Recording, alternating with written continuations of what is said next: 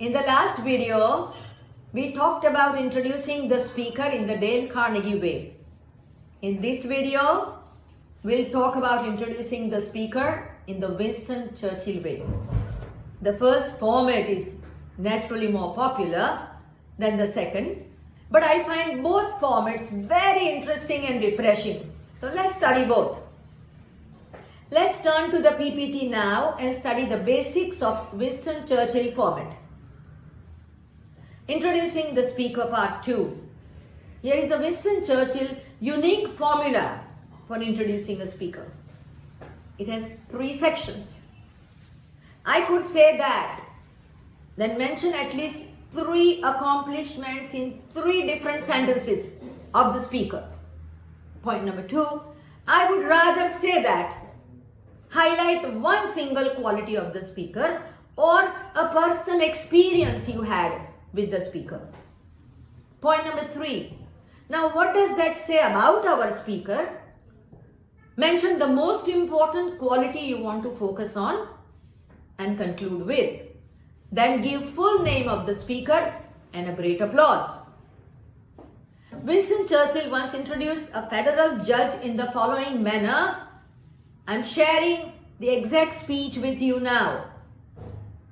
I could tell you that our speaker once served as Secretary of Welfare in Harrisburg, or that he was Chancellor of the Philadelphia Bar Association, or that he is a published biblical scholar. But I would rather talk about the time I ran into him briefly at the train station. He asked me about my wife. I told the judge she was in the hospital recovering from a small operation. And the next day, yellow roses, my wife's favorite, arrived at the hospital bed. Now, what does it say about our speaker?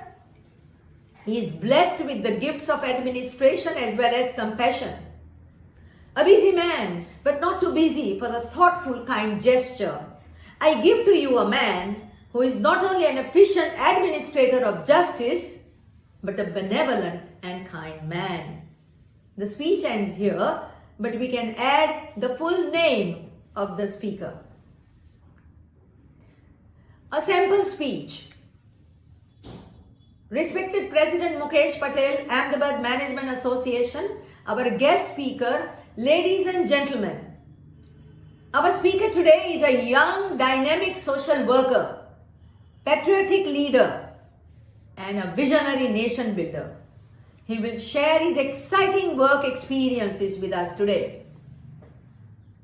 I could say that he was an academic scholar, scored 90% in his 10th school board in India, a topper in his school in 12th board in Alabama, presidential scholar at University of Alabama during his undergrad studies, and lastly, a Yale MBA.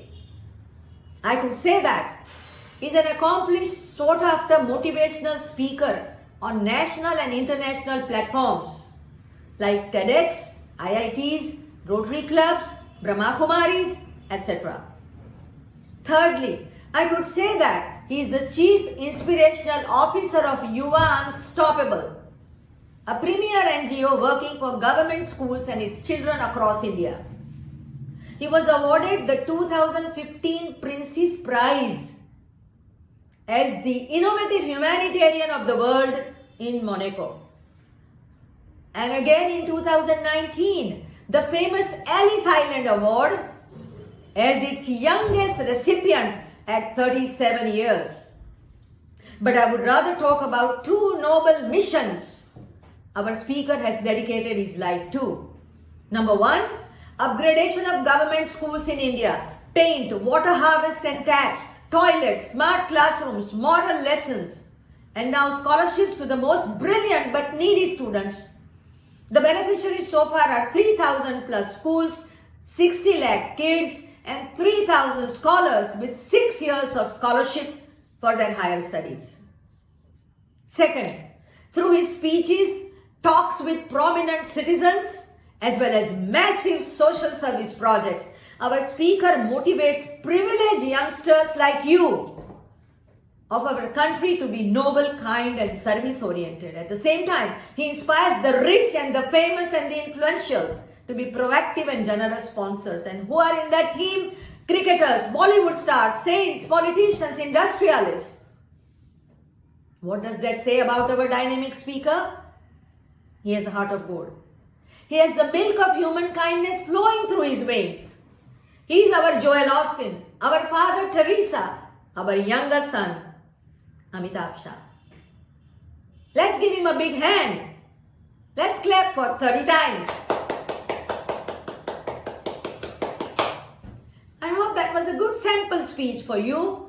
Until next time, goodbye.